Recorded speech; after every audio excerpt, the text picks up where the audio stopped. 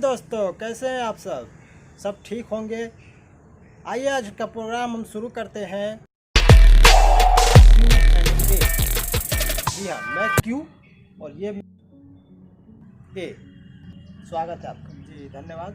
जो बाइबल पढ़ते हैं उनको पता होगा कि उनके अंदर भी बहुत सारे सवाल आते होंगे, जो कि आज हम सवालों के ऊपर बात करेंगे और उसके जवाब के बारे में कि हम क्या सोचते हैं, बाइबल क्या लिखा है, ऐसी कुछ बातों को हम जानेंगे।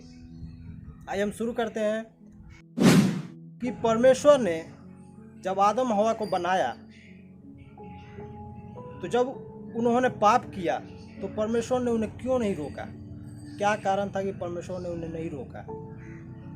क्योंकि परमेश्वर तो अंतर्यामी है, वो सब बातों को जानता है, लेकिन फिर भी परमेश्वर ने नहीं रोका।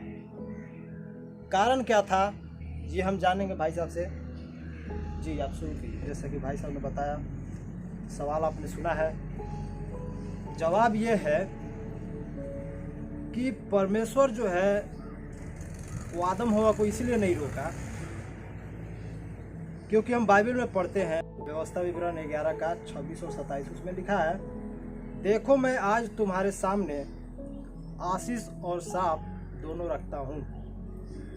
और आगे लिखा है कि यदि तुम अपने परमेश्वर यहोवा की उन आज्ञाओं को जो मैं आज तुम्हें देता हूँ सुनो तो तुम्हें आशीष मिलेगी।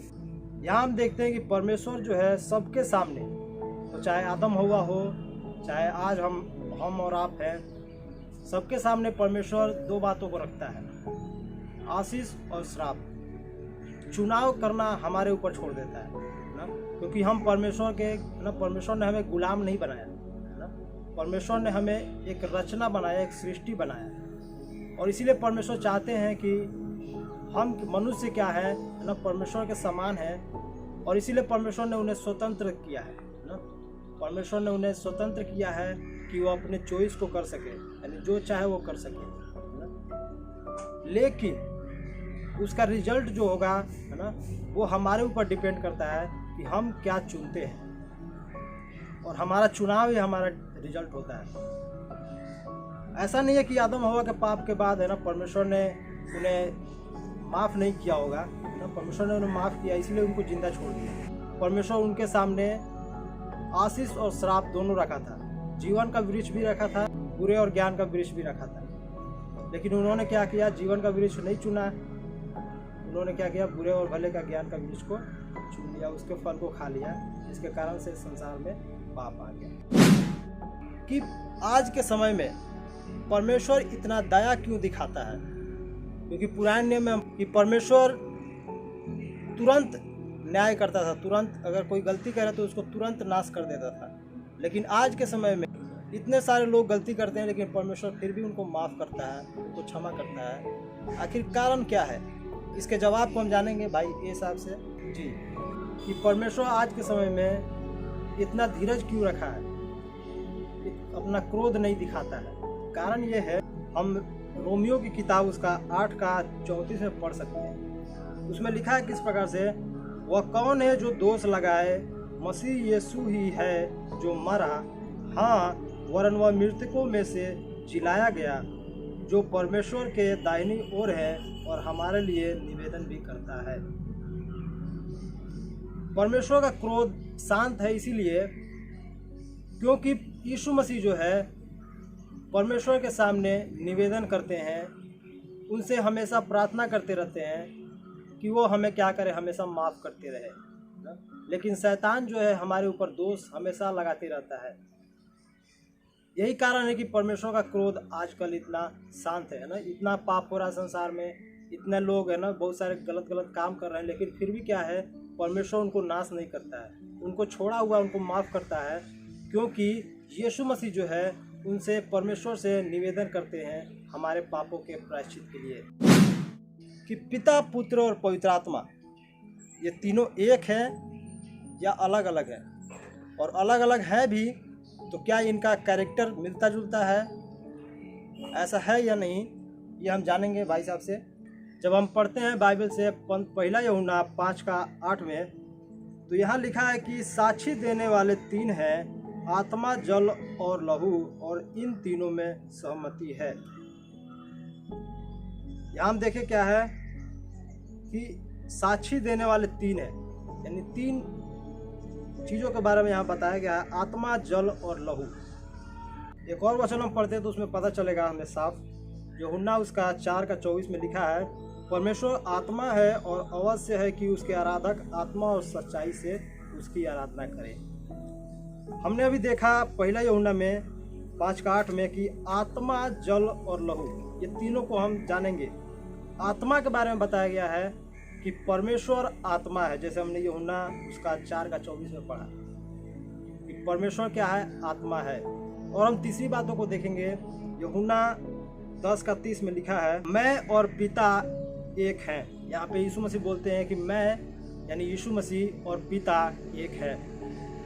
अब यहाँ हम तीनों वचन को हम जब कंबाइन करते हैं, तीनों वचन को जब हम एक साथ लेते हैं तो यहाँ देखते हैं पहला जो हमने पढ़ा था पहला यूहन्ना 5:8 में, तो वहाँ लिखा है आत्मा, जल और लहू, ये तीनों ना, यहाँ पे तीनों की सहमति होती है। इस प्रकार से हमने वचन पढ़ा। अब हम देखते क्या है यूहन्ना उसका 4:24 में कि परमेश्वर आत्मा है, यानी परमेश्वर जो है वो आत्मा है।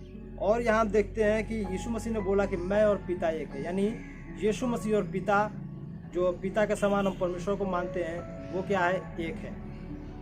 यानी यीशु मसीह और पिता एक है, आत्मा और परमेश्वर यानी पिता एक है।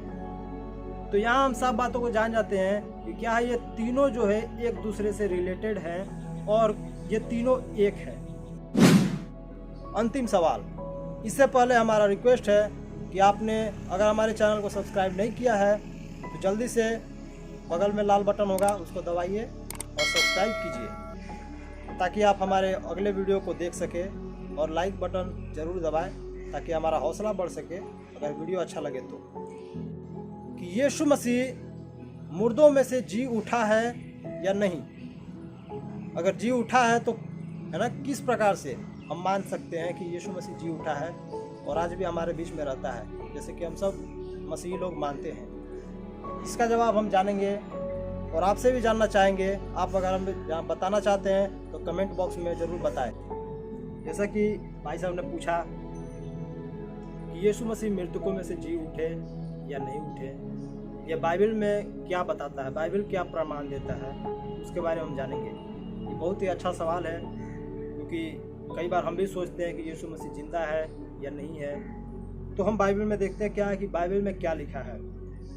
यूहन्ना उसका 20:8, 9 और 26 पढ़ते हैं तो यहाँ पे इस प्रकार से लिखा है, तब दूसरे चेले ने भी जो कब्र पर पहले पहुँच गया था भीतर जाकर देखा और देखकर विश्वास किया।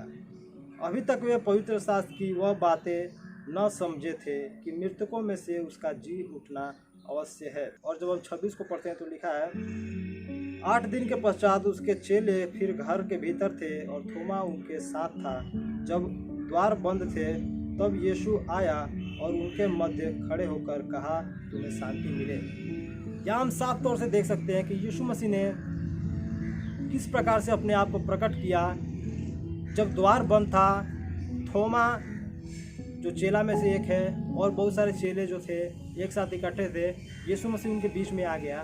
थोमा क्या है, विश्वास नहीं कर रहा है यीशु मसीह सचमुच में जिंदा हो गया कि नहीं। यीशु मसीह ने कहा कि क्या करो, मेरे हाथ में अपने उंगली को लगा कर देखो कि वो छेद जो है, कील से जो छेद किया गया था वो आज अभी भी मौजूद है। तो इस प्रकार से परमेश्वर ने है ना थोमा को विश्वास दिलाया। पवित्र शास्त्र में पहले से लिखा गया था कि यीशु मसीह मृतकों में से जी उठेंगे, और बहुत सारे चेले जो थे वो नहीं समझ पा रहे थे, लेकिन यीशु मसीह ने उनको उनके बीच में अपने आप को प्रकट किया। लूका उसका 24:6-7 में लिखा है, वह यहाँ नहीं है पर जी उठा है। स्मरण करो कि वह गलील में ही था, तो उसने तुमसे यह कहा था कि मनुष्य का पुत्र अवश्य ही पापी मनुष्यों के हाथों में सौंपा जाएगा, क्रूस पर चढ़ाया जाएगा और तीसरे दिन जी उठेगा। यहाँ पे देखते हैं कि स्वर्गदूत जो है गवाही दे रहे हैं यीशु मसीह के जी उठने के बारे में। यीशु मसीह ने पहले से चेले लोग को कहा था, और वही बात यहाँ पे स्वर्गदूत जो है याद दिला रहे हैं कि यीशु मसीह ने खुद कहा था कि मृतकों में से जी उठना उनका अवश्य है। खुद प्रभु यीशु मसीह ने अपने जी उठने के बारे में बहुत सारे प्रमाण दिए।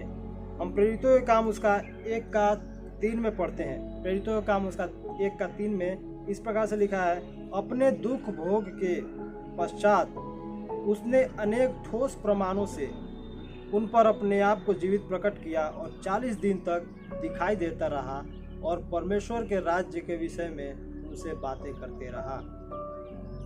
यहाँ हम देखते क्या है कि यीशु मसीह ने बहुत सारे प्रमाण दिए। परमेश्वर ने उनको प्रमाण देकर बताया कि मैं जीवित हूँ, और उनके बीच परमेश्वर के राज्य का प्रचार करता रहा। 40 दिनों तक उनको दिखाई दिया ना, 40 दिन तक दिखाई दिया, और परमेश्वर ने उनके साथ बातें भी करता था, और यीशु मसीह ने बताया कि मैं अभी भी जीवित हूँ। सो आज के लिए बस इतना ही। हम लेते हैं आपसे विदा इस वीडियो के बाद। आगे के हमारे वीडियो को देखने के लिए हमारे चैनल को जरूर सब्सक्राइब करें, और आपका धन्यवाद कि आपने पूरा वीडियो हमारा देखा है।